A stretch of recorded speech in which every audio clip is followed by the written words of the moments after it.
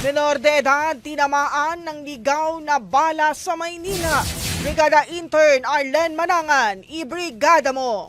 Brigada Live Report. Tinamaan ng ligaw na bala ang 11 anyos na batang babae na umanong naglalaro lamang sa labas ng bahay sa barangay 38 Tondo, Maynila. Ayon sa investigasyon, nag-aaway ang dalawang lalaki dahil sumugod ang armadong lalaki na si alias Tabong sa bahay ni alias Antonio na paong sospek sa naturang insidente.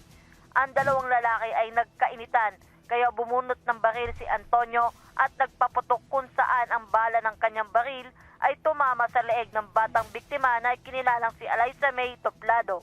Agad namang isinugod ang biktima sa ospital para malapatan ng lunas. Samantala, ang mga armadong sospek ay pinaghahanap pa ng pulisya matapos tumakas pagkatapos ng insidente. In the heart of changing lives, ito si Brigada Intern Arlen Manangan ng 105.1 Brigada News FM Manila, The Music and News Authority.